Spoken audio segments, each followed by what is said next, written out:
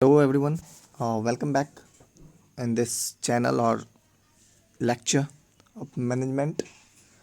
We will discuss in this lecture or videos end of unit 3.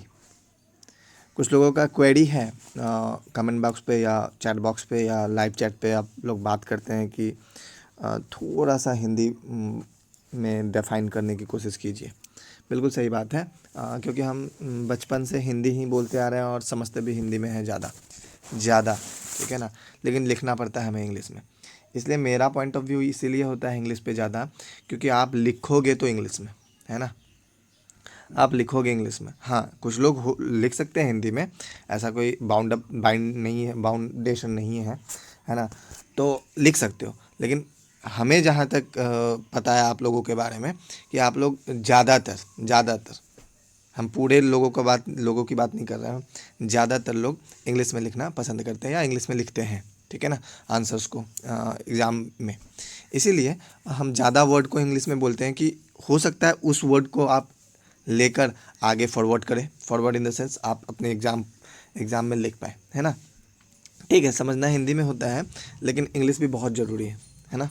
English इसलिए ज़रूरी है क्योंकि देखना कि ढेर सारा जो बुक जो है वो इंग्लिश में ज़्यादा अवेलेबल है हमारे मार्केट में, हमारे लाइब्रेरी में या कहीं पे भी, मतलब मैनेजमेंट वगैरह का। क्यों? तो हो सकता है कि ऑथर इंग्लिश में लिखना पसंद करे, या वर्ड जो होता है वो इंग्लिश में ज़्यादा इजी होता है as compare to Hindi, management का, है ना। बाकी दूसरे सब्जेक्ट की हम बात नहीं कर रहे हैं, हम मैनेजमेंट की बात कर रहे हैं। तो ठीक है, हम दोनों लेके चलेंगे, हम कोशिश करेंगे ज़्यादा आप लोगों को हिंदी में इस टॉपिक इस वीडियो में बताने का। ये जो वीडियो है ये 3rd यूनिट का लास्ट वीडियो है, ठीक है ना। इसके बाद हम लोग ह्यूमन रिसोर्सेस मैनेजमेंट मतलब यूनिट 4 पे हम लोग चले जाएंगे। इस वीडियो में हम लोग लास्ट स्पान ऑफ कंट्रोल के लास्ट टॉपिक को हम लोग लास्ट पॉइंट को हम जिक्र कर रहे होंगे, ठीक है ना। Factors affecting of span of control, ठीक है ना। उसके बाद 3.4 in the sense forms of ownership, ठीक है ना। ऑनरशिप के फॉर्म्स को हम डिफाइन कर रहे होंगे, और इसको तीन पार्ट में डिवाइड किया गया है एज पर योर सिलेबस और एज पर बिजनेस मैनेजमेंट, है ना। कि क्या क्या चीज़, पहला प्रॉपराइटरशिप, दूसरा पार्टनरशिप और तीसरा ज्वाइंट स्टॉक, ठीक है ना। इन तीनों को हम बारी बारी करके डिस्कस करेंगे। उससे पहले हम लोग स्पान ऑफ कंट्रोल का लास्ट जो है उसको हम डिफाइन कर रहे हैं अभी, ठीक है ना। और एक बात इम्पॉर्टेंट है कि आप लोग जिस टाइम पे क्लास हो रहा होगा उस टाइम पे आए। अगर कोई भी क्वेरीज है तो आप लोग लाइव चैट पे पूछ सकते हैं। कभी कभी नेट प्रॉब्लम के चलते हम लोग क्या करते हैं, डिस्कनेक्ट हो जाते हैं या कोई भी इशू आता है, राइट। नो प्रॉब्लम, आप लोग क्वेश्चन वहीं पूछ सकते हैं लाइव चैट पे, ठीक है ना। बट अटेंडेंस, फिर से वही बात, अटेंडेंस कहाँ पे देना है हमें? कमेंट बॉक्स पे, राइट। कमेंट बॉक्स पे अटेंडेंस देना है ताकि हमें आसानी हो, ठीक है ना। किसको? हमें आसानी हो, मुझे आसानी होगी तो आपका अटेंडेंस ठीक ठाक तरीके से मतलब प्रॉपर वे में लग पाएगा, राइट। तो और एक बात इम्पॉर्टेंट है, ये लास्ट वीडियो है 3rd यूनिट का, इसलिए हम लोग इतना बात कर रहे हैं। इम्पॉर्टेंट बात ये है कि बात हो रही थी किसकी? Live class. This is the premier class. अगर हम लाइव क्लास की बात करें तो live class is not allowed if your subscriber is below 1K, ठीक है ना। इसलिए उस पर जिक्र नहीं करेंगे, क्योंकि जिक्र करने से कोई फ़ायदा नहीं जब तक हमारा 1K मतलब 1000 अगर सब्सक्राइबर नहीं हो जाता। जिस दिन 1000 सब्सक्राइबर होगा उस दिन अगले ही दिन या अगले ही पल से हम क्या करना शुरू कर देंगे, लाइव क्लास लेना शुरू कर देंगे। हमको कोई प्रॉब्लम नहीं, जैसे हम यहाँ पर प्रीमियर क्लास ले रहे होते हैं just as it is live class लेंगे। लाइव क्लास में 2-3 बेनिफिट्स बन के आ जाएगा। क्या आपके लिए बेनिफिट्स? ये आ जाएगा कि हम दिखेंगे online, online in the sense मतलब कि आप लोगों को एहसास होगा कि हाँ भाई अगला बंदा हमारे लिए अभी भी प्रेजेंट है। और प्रीमियर में क्या होता है कि हो सकता है कोई चैट इधर हो जाए, कोई चैट विजिबल नहीं हो पाए या दूसरे चैट के अंदर छिप जाए, है ना, ऊपर चला जाए, तो ये सब क्वेरी रहता है। बट लाइव क्लास में ऐसा कुछ नहीं है, राइट। लाइव क्लास में एट अ टाइम क्वेश्चन पूछा जाता है, एट अ टाइम उसका मतलब एज इट इज़ क्लास, ठीक है ना। ऑफलाइन क्लास जैसे चल रहा होता है वैसा चल रहा होता है, राइट। ठीक है, तो वो सब्सक्राइबर बढ़ाने का तो आप लोगों का जिम्मेवारी है, ठीक है ना। तो आगे हम लोग बढ़ते हैं किसका, स्पान ऑफ कंट्रोल के लास्ट पोर्शन पे, ठीक है ना। ये हमारा 14th वीडियोज़ है, किस पे, मैनेजमेंट पे, राइट। यहाँ पे आप लोग देख सकते हैं factors affecting span of management, थोड़ा सा जिक्र किए थे पिछले लेक्चर में, अभी भी फिर से बात कर देते हैं। Capacity of superior, capacity of subordinates, nature of work, degree of planning और डिग्री ऑफ डिसेंट्रलाइजेशन। क्या है कैपेसिटी ऑफ सुपीरियर, सही बात। अगर हमें स्पान ऑफ कंट्रोल, ठीक है ना, क्या होता है स्पान ऑफ कंट्रोल, ठीक है ना, रिलेशनशिप क्या होता है हम जिक्र कर चुके हैं, ठीक है ना। तो सुपीरियर का भी कैपेसिटी होना चाहिए। ऐसा नहीं कि आप कोई एक मैनेजर के पद पर है, ठीक है ना, और उसके नीचे जो सबऑर्डिनेट्स काम कर रहा है वो अगर कोई सवाल अगर मैनेजर से पूछ रहा है तो वो सक्षम नहीं है, फिर काहे को मैनेजर, है ना। फिर आप मैनेजर क्यों हो। अगर आप मैनेजर हो तो सारे क्वेरीज को, किसके, सबऑर्डिनेट्स के क्वेरीज को आपको फुलफिल करना पड़ेगा, आपको क्लियर करना पड़ेगा हर एक क्वेरीज को, किसके, सबऑर्डिनेट्स को, ठीक है। कैपेसिटी ऑफ सबऑर्डिनेट्स, अब आप मैनेजर जो है उसके नीचे जो सबऑर्डिनेट्स होती है तो सबऑर्डिनेट्स का भी कैपेसिटी होना चाहिए। कभी कभी क्या होता है कि मान लो एक मैनेजर के नीचे 9 सबऑर्डिनेट्स काम कर रहे हैं, तो ज़रूरी थोड़ी है कि 9 सबऑर्डिनेट्स बेवकूफ़ होंगे, बिल्कुल नहीं। उसमें से एक आध दो इतने चालाक होंगे कि वो खुद का डिसीजन ले सकते हैं, तो उस पर क्या होता है मैनेजर फेथ भी करने लग जाता है, ठीक है ना। तो वो तो इंटर रिलेशनशिप है मैनेजर का और सबऑर्डिनेट्स का, ठीक है ना, डिपेंड करता है सबऑर्डिनेट्स पे। नेचर ऑफ वर्क, वर्क कैसा है उस पर भी, वो भी एक मापदंड है किसका, factors affecting of span of management का। डिग्री ऑफ प्लानिंग, प्लान किससे कैसे, डिसेंट्रलाइजेशन की बात कर रहे थे। Decentralisation is different from centralisation, centralisation से डिसेंट्रलाइजेशन अलग है, ठीक है ना।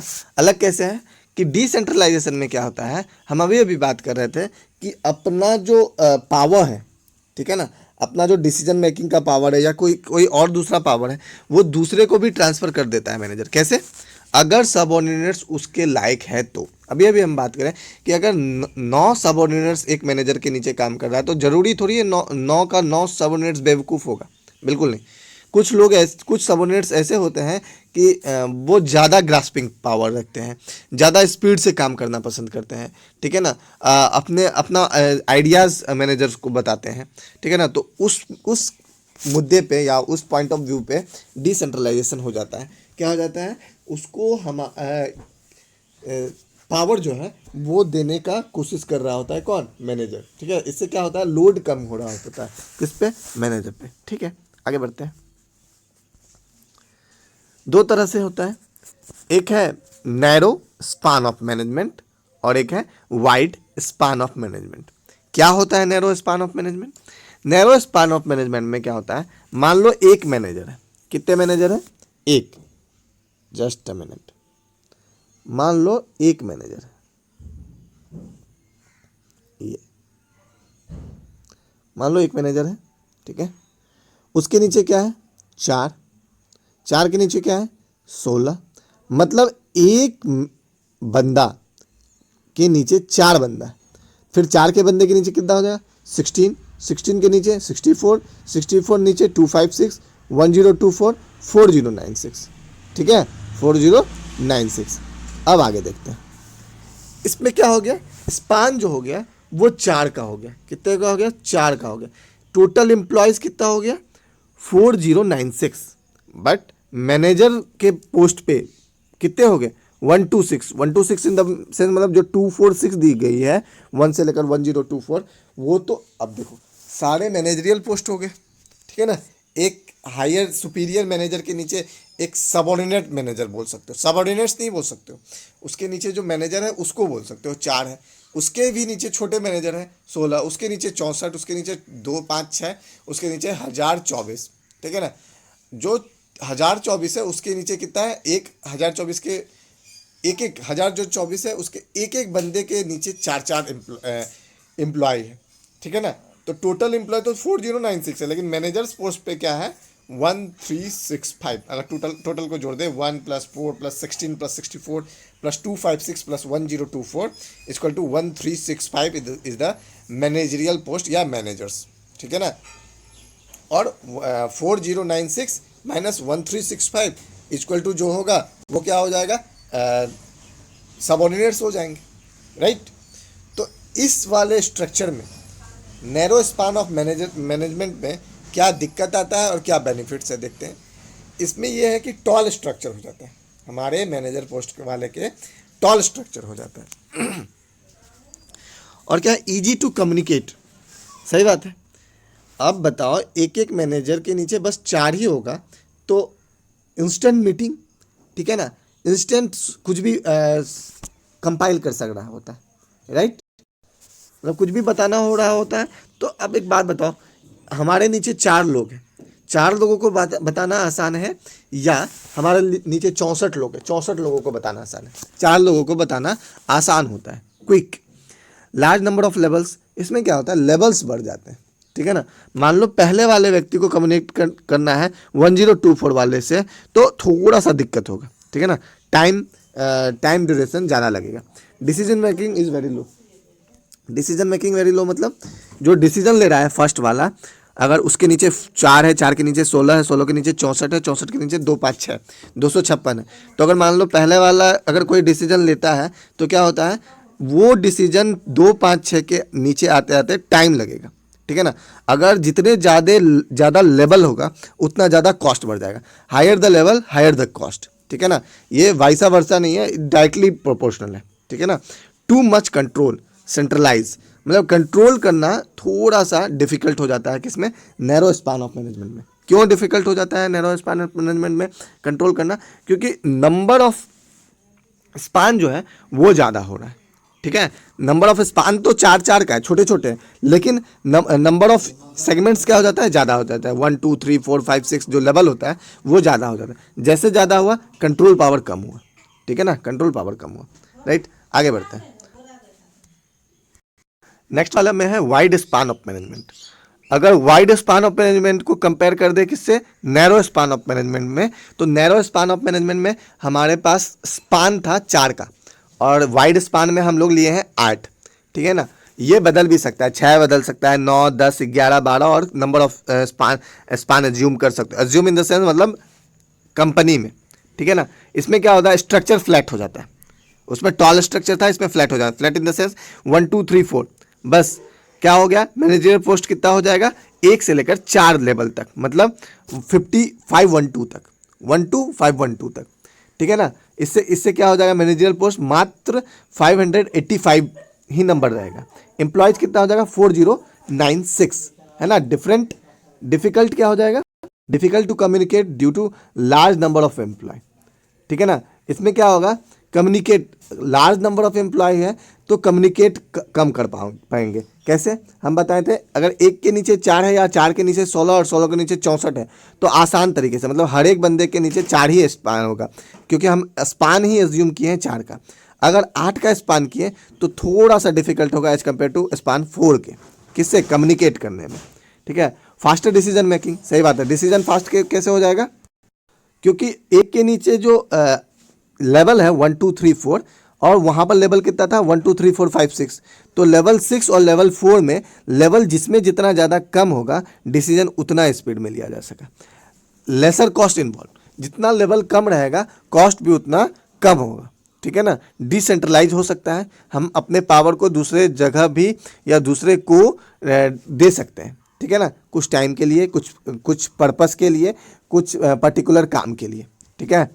आगे बढ़ते हैं, तो ये था हमारा 3.3 का last topic, wide span of management और नैरो स्पान ऑफ मैनेजमेंट। आगे है last topic, forms of ownership, ठीक है ना। इसमें 3 फॉर्म है ऑनरशिप का, एक प्रॉपराइटर्स, एक पार्टनरशिप और एक लास्ट वाला टर्म हमारे पास क्या है, ज्वाइंट स्टॉक, ठीक है ना। हम बात करेंगे पहले वाले से। पहला वाला क्या है, सोल प्रॉपराइटर्स। आपके सिलेबस में प्रॉपराइटरशिप दिया हुआ है, उसको सोल प्रॉपराइटर्स भी बोल सकते हैं। सोल प्रॉपराइटर्स और प्रॉपराइटर्स कोई दो वर्ड नहीं है, एक ही वर्ड है। सोल इन द सेंस मतलब एक, ठीक है ना। ठीक है, तो उसका डेफिनेशन एक बार पढ़ लेते हैं, फिर हम इसको हिंदी में समझा दे रहे हैं। ठीक है, the sole proprietors is an unincorporated business with one owner who has unlimited liberty and is the sole recipient of the profit or loss incurred by the firm. It is the simplest form of business with least government intervention. This is because of the fact that is not a legal entity. मतलब proprietors, मतलब अगर हम सरल भाषा में बात करें, simple word में, कि proprietors का एग्जाम्पल्स बता दो, तो देखो कोई भी खुद का जो बिजनेस स्टार्ट करना सकता है, सिर्फ और सिर्फ वो एक लौता ऑनरशिप होगा, इकलौता ऑनर होगा। अगर कोई घाटा लगा तो उसको लगेगा, लॉस लगा तो उसको लगेगा, बेनिफिट हुआ तो उसको लगेगा, होगा, है ना। और इसमें जो सरकार की होती है, गवर्नमेंट की होती है, इंटरवेंशन ज़्यादा नहीं होता है। ठीक है ना, कि आप क्या कर रहे हो, क्या नहीं कर रहे हो, कितने पे खरीदे, क्या हुआ, ऐसा नहीं, क्योंकि ये लीगल एंटिटी नहीं होता है। लीगल एंटिटी क्या होता है हम आगे जानेंगे नेक्स्ट वाले में, ज्वाइंट स्टॉक्स में, है ना, ज्वाइंट वाले में, ज्वाइंट स्टॉक में हम लीगल एंटिटी क्या होता है हम बात करेंगे। अभी हम बस बात कर रहे हैं प्रोप्राइटरशिप का। मान लो आप कभी कभी सुने होंगे कि जीएसटी नंबर ले रहा है, जीएसटीआईएन नंबर ले रहा होता है खुद के लिए। खुद के लिए मतलब क्या, प्रोप्राइटरशिप। अगर कुछ भी हुआ, अगर घटा नफा जो भी होगा, बस और बस वही जिम्मेवार होगा। ठीक है ना, सिर्फ सिंगल इंसान। ठीक है, तो इस तरह के ऑनरशिप को हम लोग सोल प्रोप्राइटरशिप बोल सकते हैं। फीचर्स क्या होता है इसका, features of a sole proprietors में अनलिमिटेड लिबर्टी। अनलिमिटेड लिबर्टी मतलब कि इसमें क्या होता है, लिबर्टी ज़्यादा होता है। ठीक है ना, आसान हो जाता है। नो गवर्नमेंट इंटरवेंशन, गवर्नमेंट का कोई इंटरप्शन नहीं होता है। क्विक डिसीजन मेकिंग, अब अकेला बंदा है तो डिसीजन भी स्पीड में ले सकता है।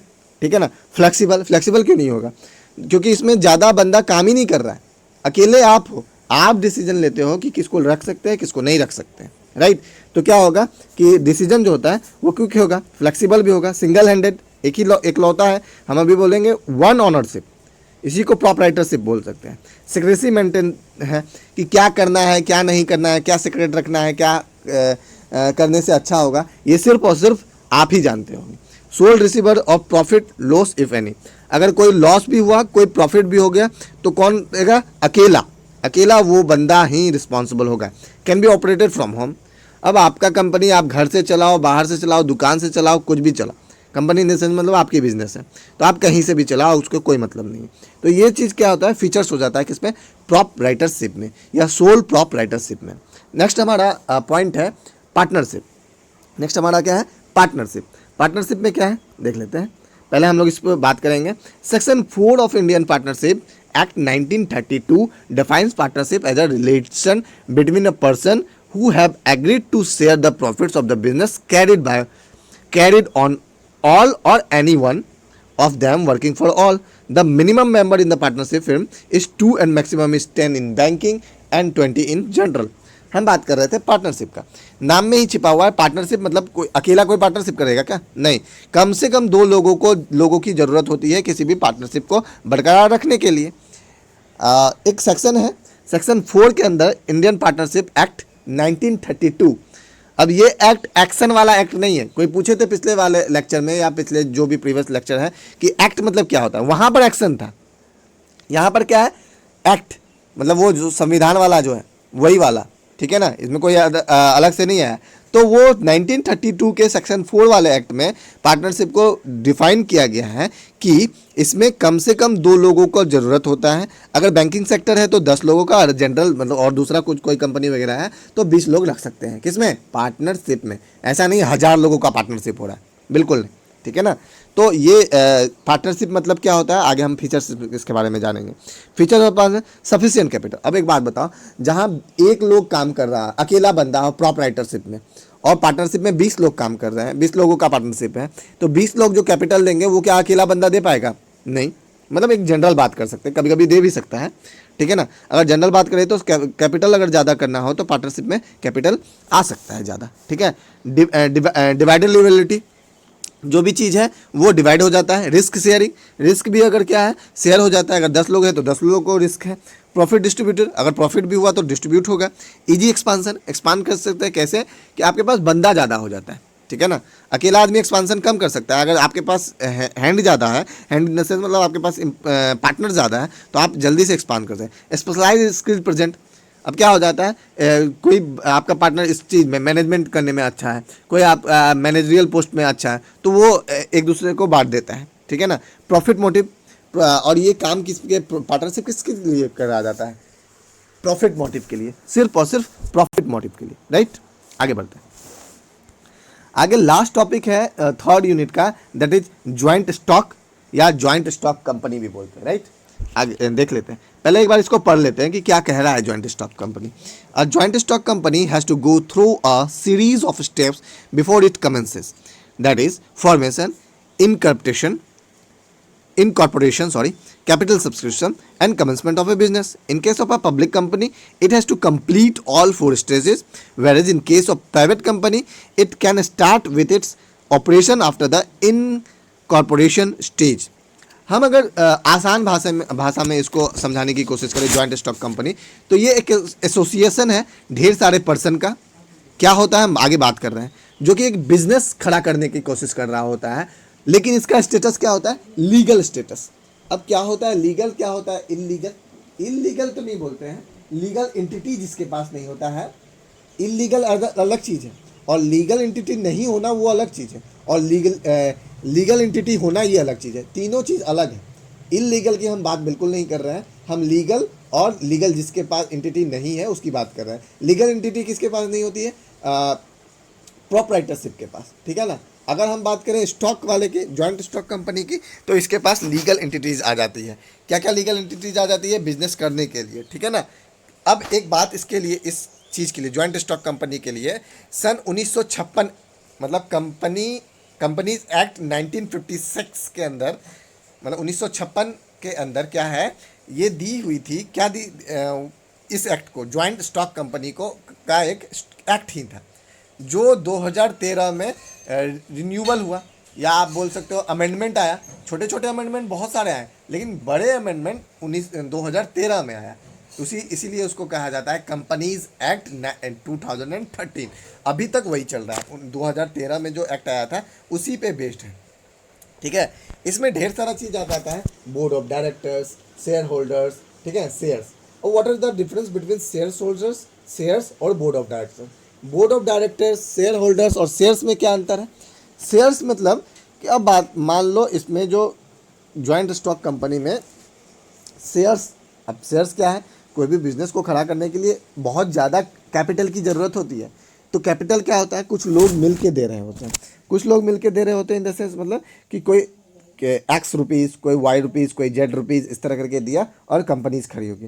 तो वो शेयर्स, मान लो अगर पूरा जेड रुपीज़ है, ठीक है ना, जेड रुपीज़ है, और ये कम्बिनेशन ऑफ ABCDEFG रुपीज़ का है, तो क्या हो जाएगा, परसेंटेज में बांट दो, इतने परसेंट शेयर्स है उसके, इतने परसेंट उसके शेयर्स हैं, इतने परसेंट सी के शेयर्स है, एफ के शेयर्स है, डी के शेयर्स है, ई के शेयर्स है, अलग अलग शेयर्स हो जाएंगे, ठीक है ना।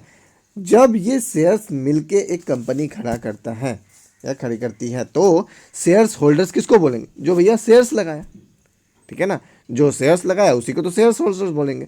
जो शेयर्स लगाया, जो कंपनी को खड़ा किया, उसको शेयर्स होल्डर बोलेंगे। तो जो कंपनी को खड़ा किया तो उसको तो ऑनर बोलेंगे। तो जो शेयर्स होल्डर्स हैं उसी को हम क्या बोलते हैं, ऑनर बोलते हैं।